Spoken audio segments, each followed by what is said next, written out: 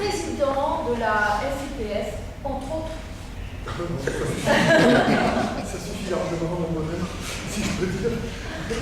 Merci, Margaret. Je voulais vous dire, chers collègues, que la Fédération internationale des professeurs de français est bien heureuse, bien contente et bien fière de participer à ce colloque avec vous. Et grâce surtout à notre secrétaire général, Frédéric Lalande, aussi, et qui a été en lien direct avec les organisateurs ici. Et on est vraiment très content de ça parce que j'allais dire que le titre même du colloque fait que nous nous reconnaissons pleinement dans la problématique qui est évoquée, qui va être travaillée ces quelques jours. Donc contexte global, contexte locaux, tension, ça arrive chez nous aussi, convergence et enjeux surtout de didactique. Donc, tous ces mots-là, tous ces termes, toutes ces notions, tous ces concepts,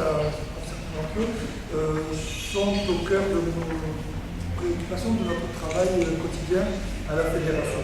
Contexte global, vous imaginez, donc 180 associations qui sont dans 140 pays différents.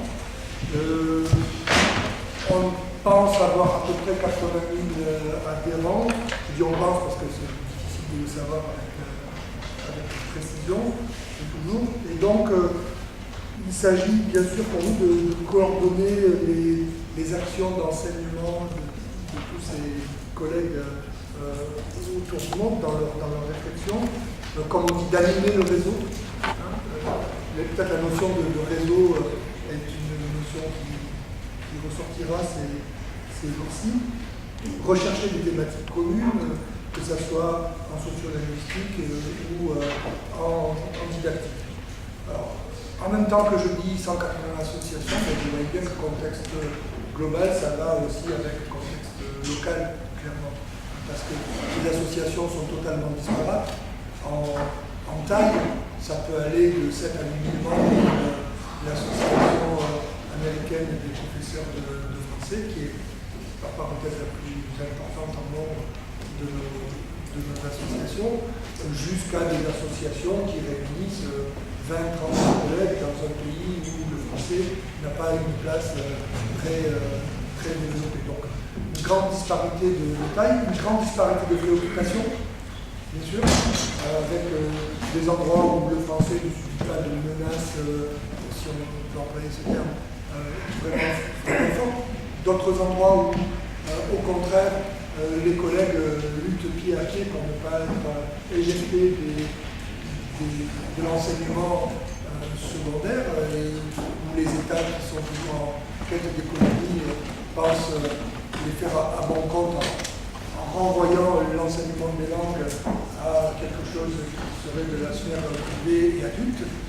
Donc là, des plus grandes préoccupations locales, bien sûr.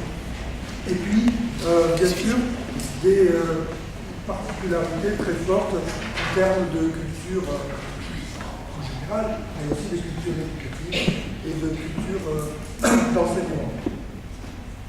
Alors, tout ça, vous imaginez bien que ça ne se fait pas sans tensions, des tensions qui peuvent être internes à la fédération ou d'autres qui sont externes. J'en cite quelques-unes sans m'étendre davantage, mais vous comprendrez facilement.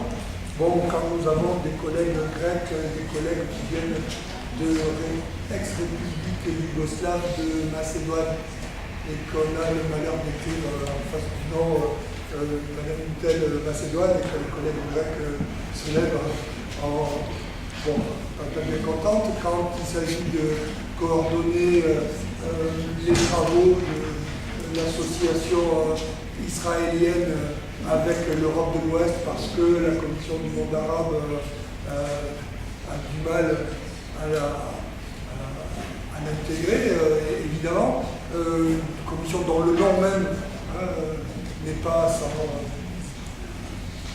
en elle-même refléter les tensions que le monde qui qui entoure ses collègues, elle fait transparaître à l'école parce qu'il n'y a pas de barrière, bien sûr.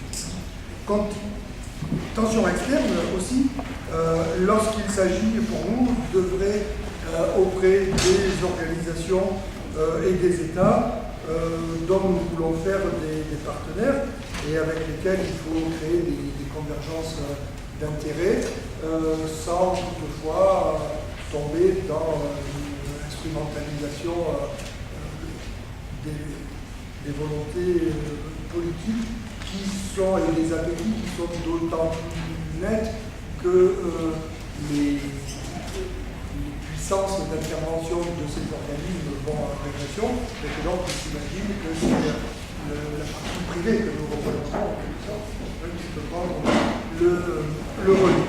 Alors que ce n'est pas si simple que ça.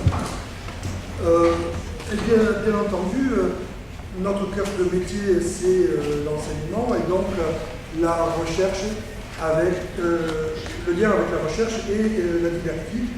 Et donc je voudrais juste pour terminer vous évoquer avec vous deux actions fortes que nous avons menées à son terme et l'autre qui est en train de s'initier, mais qui, vous allez le voir, tout à fait en phase avec cette problématique. La première qui s'est menée pendant 5 ans entre 2006 et 2011 et qu'on a appelé culture d'enseignement, culture d'apprentissage. On avait lancé une grande enquête auprès de plusieurs associations. Et finalement, il y a une vingtaine de pays qui ont travaillé effectivement sur ces questions-là, mais c'était déjà beaucoup. Il s'agissait donc de recueillir des données fiables sur ce qui se passe dans la classe réellement. Les classes de français langue maternelle, de français langue étrangère ou de français langue seconde. Et nous avons fait donc une grande enquête qui a donné lieu à la publication de déjà 4 ouvrages.